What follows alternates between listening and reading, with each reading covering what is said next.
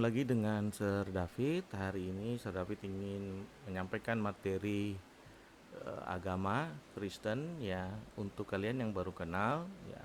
Perkenalkan nama Sir David. Jadi kalian hari ini belajar mengenai materi agama ya. Kalau kalian sudah memiliki buku paketnya, buku cetaknya, nah ini adalah bab pertama yang kalian harus pelajari ya tentang hidup beriman.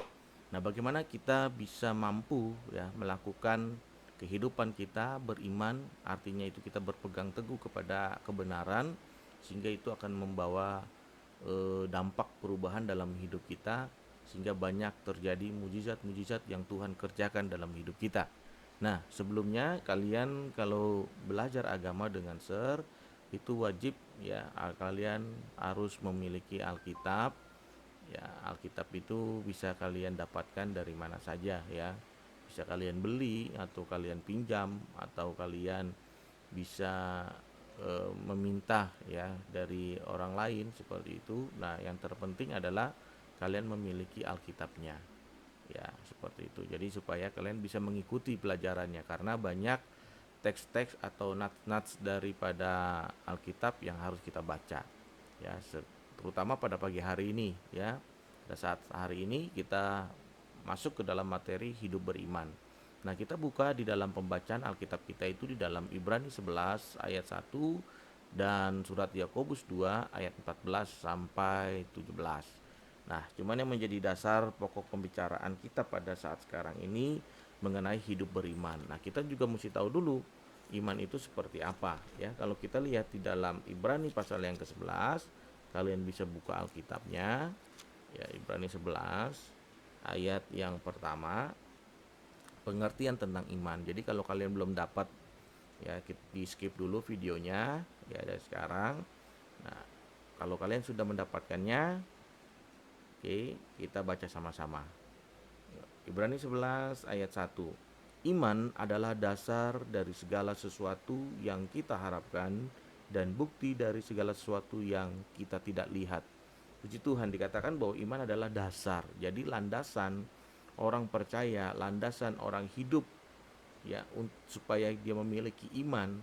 Jadi dasarnya harus jelas ya. Dasar dari segala sesuatu yang kita harapkan ya, dasar harapan kita ya, dasar sesuatu yang harus ada dalam kehidupan orang percaya yaitu harapan bahwa dalam kesusahan, dalam keterpurukan kita bahwa ada harapan bahwa kita bisa keluar dari keterpurukan, bahwa kita bisa keluar dari ketidakmampuan kita. Itu harapan.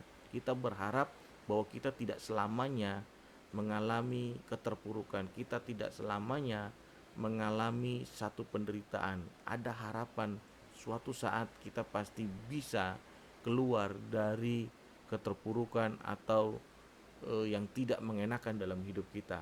Lalu dan bukti dari segala sesuatu yang tidak pernah kita lihat.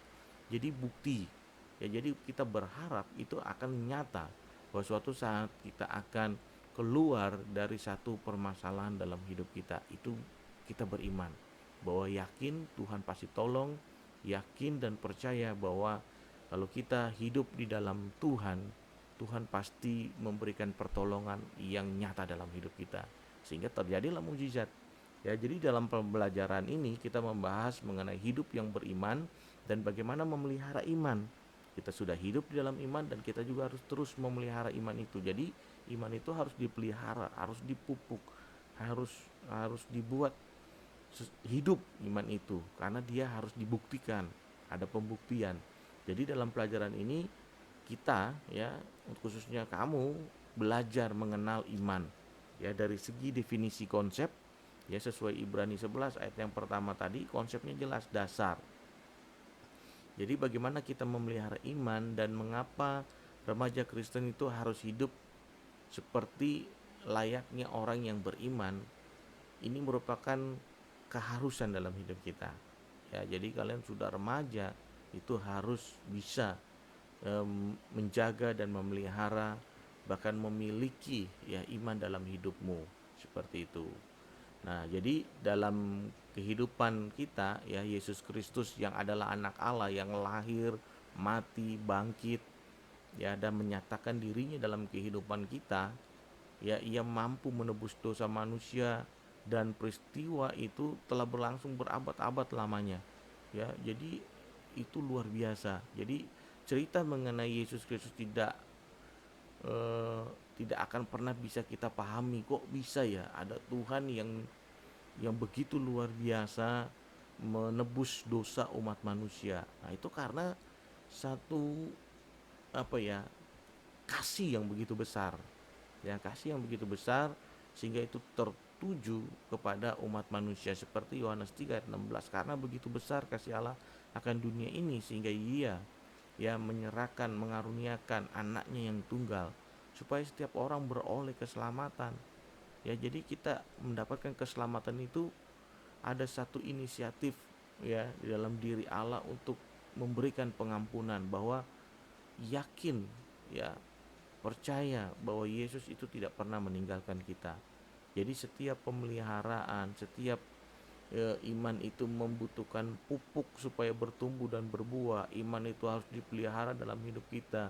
Untuk memiliki dan memelihara iman kepada Yesus Kristus, kamu harus percaya kepada Yesus Kristus dan mematuhi perintah-perintahnya, sehingga mujizat itu akan terjadi dalam hidupmu.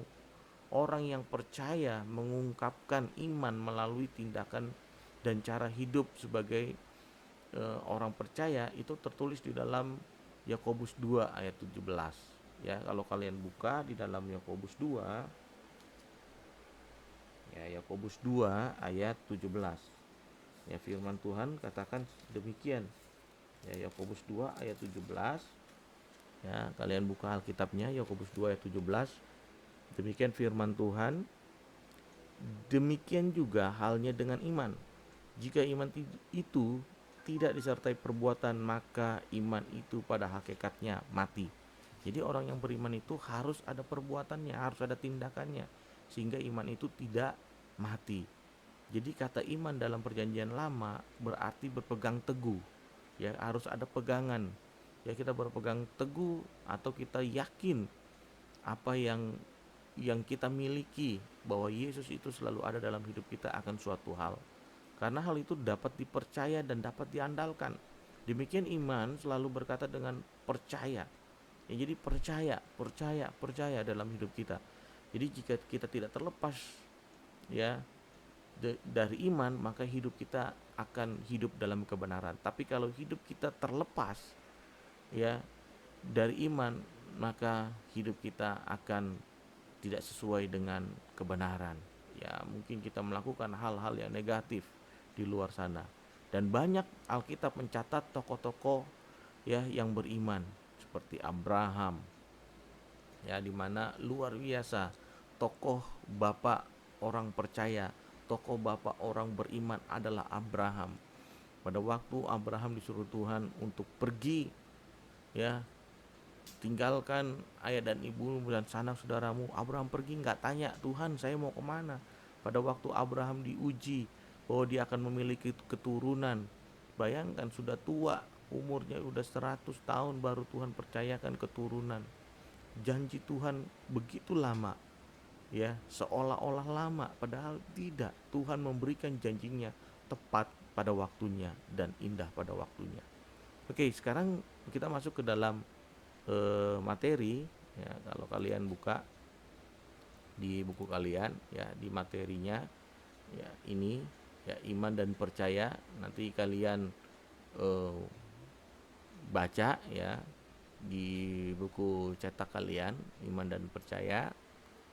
Nah, di sini ada beberapa tokoh, Abraham, Nuh ya, dan Musa, dan juga Yesus sendiri ya, yang membangkitkan ya anak kecil yang sakit, ya, yang mengalami kematian juga banyak Yesus melakukan supaya iman orang percaya itu bangkit. Ya, Yesus menyembuhkan orang buta ya. Nah, ini kisah-kisah yang sangat luar biasa. Nah, tugas kalian ya, tugas kalian adalah apa yang Yesus lakukan dalam kehidupanmu, atau apa yang membuat kamu bisa beriman kepada Yesus Kristus. Nah, itu tugasmu. Ya, pertanyaan yang pertama adalah ya, apa yang Yesus lakukan dalam hidupmu? Ya, apa yang Yesus lakukan dalam hidupmu supaya kamu hidup dalam iman? Ya, mungkin contohnya seperti dulu kamu seperti ini, ya, jahat atau suka marah-marah seperti itu. Nah, lalu Yesus memberikan satu perubahan supaya kamu hidup benar, hidup di dalam kebenaran firman Tuhan, sehingga kamu tidak lagi jahat atau dan lain dan sebagainya. Nah, ceritakan ya pengalamanmu. Jadi tugasnya cuma menceritakan pengalamanmu di mana Yesus memberikan eh, hidup ya yang baru supaya kamu memiliki iman, memiliki harapan bahwa kamu itu bisa mengalami satu perubahan sehingga kamu mau hidup di dalam kebenaran. Jadi hidup beriman itu adalah hidup juga dalam kebenaran. Jadi hidup percaya bahwa Yesus akan menuntun kamu. Kamu selamanya akan menjadi anak-anak yang luar biasa, menjadi anak-anak yang akan dipakai oleh Tuhan. Jadi tugasnya hanya menceritakan Yesus memberikan satu perubahan dalam hidupmu, itu seperti apa kamu ceritakan, sehingga ada harapan bahwa kamu bisa mengalami satu perubahan itu. Ya, mulai sekarang tuliskan dan kalian kirimkan di Google Classroom. Oke, terima kasih. Tuhan Yesus memberkati untuk kalian semua.